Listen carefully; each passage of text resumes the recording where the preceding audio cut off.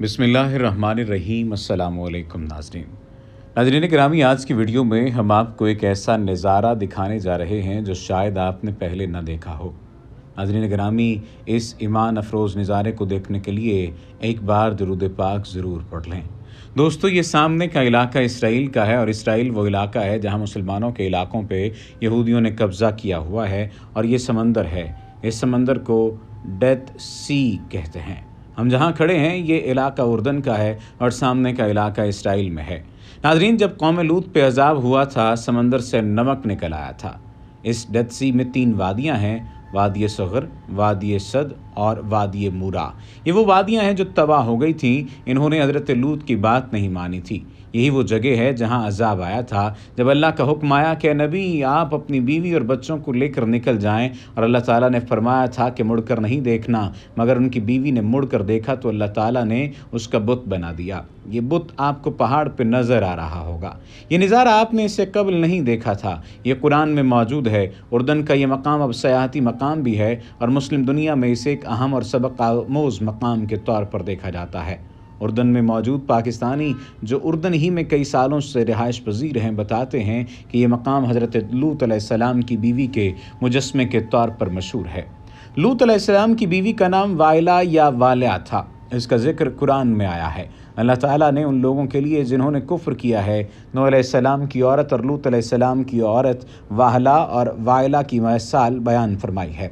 दोनों हमारे बंदों में से 2 साले बंदों के निकाह में थीं, सो दोनों ने उनसे ख़यानत की। बस वो अल्लाह के अज़ाब के सामने उनके कुछ काम न आए और उनसे कह दिया गया कि तुम दोनों औरतें दाखिल होने वालों के साथ दोज़ख में दाखिल हो जाओ। अब्दुल्ला इब्न अब्बास फरमाते हैं कि किसी नबी की बीवी कभी बदकार नहीं रही। हज़रत नूह अलैहिस्सलाम की बीवी के बारे में कहा जाता है कि वो अपने कौम के जब्बारों को ईमान लाने वालों की खबरें पहुंचाया करती थी, और हज़रत लूत अलैहिस्सलाम की बीवी अपने घर में आने वाले मेहमानों के इत्तला अपने कौम के बदआमाल लोगों को दे दिया करती थी। इब्न अब्बास से रिवायत है कि इन दोनों औरतों ने इन दोनों बंदों का हक़ अदा नहीं किया, यानी इन दोनों ने ज़िना नहीं किया था। लेकिन नूह अलैहिस्सलाम की बीवी की ख़यानत ये थी कि वो लोगों से कहती थी कि ये अल्लाह का नबी मजनून है, और लूत अलैहिस्सलाम की बीवी की ख़यानत ये थी कि उसने मेहमानों को बता दिया था कि खूबसूरत मेहमान आए हुए हैं, जल्दी से आ जाओ। ये उसकी ख़यानत थी। नाज़रीन, कहा जाता है जब अज़ाब आया तो इस वादी को ऊपर इस कदर उठाया गया था कि इसकी आवाज़ें और जानवरों की आवाज़ें आसपास की बस्ती वालों ने सुनी थीं। जब शोर हुआ तो वो वादी पलट दी गई और यहाँ ये पानी आ गया। हज़रत लूत अलैहिस्सलाम की बीवी ने पीछे मुड़कर देखा था। जब शोर आ रहा था, उन्हें उसी जगह पत्थर का बना दिया गया।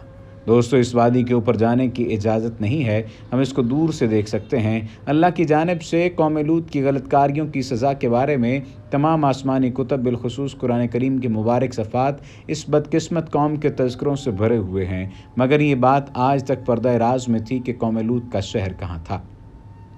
अमरीकी मुहक्किकीन ने 10 साल की मुसलसल मेहनत शाका और तहकीक के बाद ये दावा किया है कि उन्हें 3500 साल कबल अल्लाह के अज़ाब का शिकार होने वाली कौम लूत के बर्बाद शहर के खंडरात मिले हैं।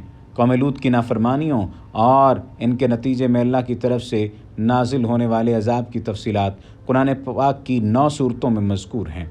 कुरान करीम के अलावा दीगर आसमानी कुतुब और सहाइफ में भी कौम लूत की तबाही के तज़किरे मिलते हैं। कौम लूत के मर्द अपनी जिनसी ख्वाहिश की तकमील के लिए औरतों के बजाय मर्दों की तरफ गैर फितरी मैलान रखते थे।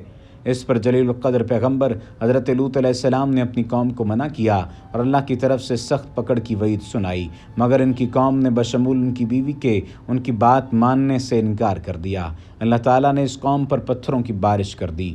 अज़ाब के वक्त सिर्फ हज़रत लूत, उनकी अहलिया के सिवा के ख़ानदान के चंद अफराद और कुछ रफ़्क़ा ही ज़िंदा बाकी बचे। बाकी सब अल्लाह के अज़ाब का शिकार हुए। कुरान करीम की सूरतुल अनकबूत की आयत नंबर 35 में अल्लाह ताला ने कौम लूत की तबाही की तरफ इशारा करते हुए बताया है कि कौम लूत पर अज़ाब नाजिल किया गया, मगर उनके तबाहशुदा शहर को आने वाले इंसानों के लिए इबरत के तौर पर बाकी रखा। अल्लाह ताला फरमाते हैं, और हमने अहले ख़िर्द के लिए कुछ वाज़े निशानियाँ बाकी छोड़ दी। कुरान की वजाहत के बावजूद कौम लूत के तबाह शहर के बारे में आज तक हज़रत इंसान किसी नतीजे तक नहीं पहुँच पाया, मगर हाल ही में अमरीकी माहिरीन अर्ज़ियात व आसार कदीमा ने 10 साल की तहकीक व जस्तजू के बाद ये दावा किया है कि वो उर्दन में कौम लूत के तबाह होने वाले शहर को दरियाफ़्त करने में कामयाब हो गए हैं। कौम लूत के तबाह शहर सदूम के खंडरात تل الحمام کے مقام پر پائے گئے ہیں، وہ خود بھی حیران رہ گئے کیونکہ صدوم شہر میں زندگی کا خاتمہ ہو گیا تھا۔ ناظرین گرامی، آپ نے دیکھا حضرت لوط کی بیوی کا مجسمہ بھی اردن میں موجود ہے۔ یہ ان کی نافرمان بیوی تھی جو اللہ کے عذاب کی مستحق ٹھہری تھی۔ ہمیں اس واقعے سے عبرت پکڑنی چاہیے اور اللہ سبحانہ و تعالیٰ کے حضور معافی کا طلبگار ہونا چاہیے اور ہر اس گناہ سے دور رہنا چاہیے جو گزشتہ قوموں پر عذاب کی وجہ بنے تھے۔ اللہ تعالیٰ ہمیں حفظ و امان میں رکھے اور گناہ کبیرہ اور صغیرہ سے محفوظ فرمائے۔ ناظرین گرامی، حضرت لوط علیہ السلام کے واقعات کا تذکرہ کرتے ہوئے یہ بات ہمارے ذہن میں آتی ہے کہ کیا اب بھی ایسا ہی کچھ معاملہ ہے یا ایسے ہی معاملات کو ہم دیکھتے ہیں اور اب بھی کیا دنیا میں ایسے لوگ موجود ہیں؟ تو یہ بات واضح ہوتی ہے کہ دنیا میں اب بھی ایسے لوگ کہیں نہ کہیں موجود ہیں۔ اگر حضرت لوط علیہ السلام کا ذکر کیا جائے، یعنی ان کے گناہ گاروں کے انجام کا ذکر کیا جائے، تو بہت برا انجام نظر آتا ہے۔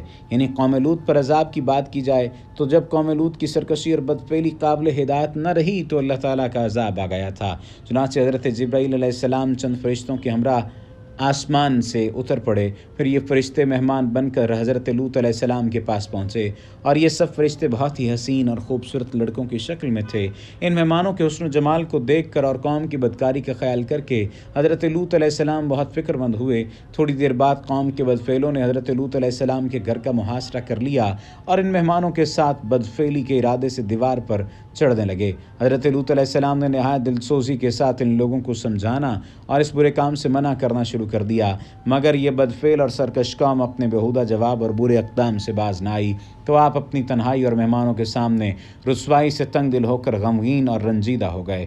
یہ منظر دیکھ کر حضرت جبرائیل علیہ السلام نے فرمایا، اے اللہ عز و جل کے نبی، آپ بالکل کوئی فکر نہ کریں، ہم لوگ اللہ تعالیٰ کے بھیجے ہوئے فرشتے ہیں جو ان بدکاروں پر عذاب لے کر اترے ہیں، لہٰذا آپ مومنین اور اپنے اہل و عیال کو ساتھ لے کر صبح ہونے سے قبل ہی اس بستی سے دور نکل جائیں اور خبردار کوئی شخص پیچھے مڑ کر اس بستی کی طرف نہ دیکھے ورنہ وہ بھی اس عذاب میں گرفتار ہو جائے گا۔ چنانچہ حضرت لوط علیہ السلام اپنے گھر والوں اور مومنین کو ہمراہ لے کر بستی سے باہر نکل گئے۔ پھر حضرت جبرائیل علیہ السلام اس شہر کی 5 بستیوں کو اپنے پروں پر اٹھا کر آسمان کی طرف بلند ہوئے اور کچھ اوپر جا کر ان بستیوں کو الٹ دیا اور یہ آبادیاں زمین پر گر کر چکنا چور ہو کر زمین پر بکھر گئیں۔ پھر کنکر کے پتھروں کا مینہ برسا اور اس زور سے سنگ باری ہوئی کہ قوم لوط کے تمام لوگ مر گئے اور ان کی لاشیں بھی ٹکڑے ٹکڑے ہو کر بکھر گئیں۔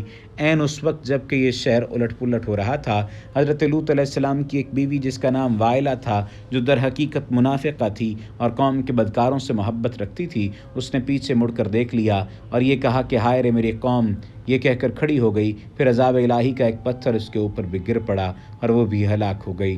چنانچہ قرآن مجید میں حق تعالیٰ کا ارشاد گرامی ہے، تو ہم نے اسے اور اس کے گھر والوں کو نجات دی، مگر اس کی عورت وہ رہ جانے والوں میں ہوئی اور ہم نے ان پر ایک مینہ برسایا تو دیکھو کیسا انجام ہوا مجرموں کا۔ جو پتھر اس قوم پر برسائے گئے وہ کنکروں کے ٹکڑے تھے اور ہر پتھر پر اس شخص کا نام لکھا ہوا تھا جو اس پتھر سے ہلاک ہوا۔ اللہ سبحانہ و تعالیٰ ان تمام تر واقعات کو ہمیں سننے، سمجھنے اور ان سے عبرت حاصل کرنے کی توفیق عطا فرمائے۔ وما علینا الا البلاغ المبین۔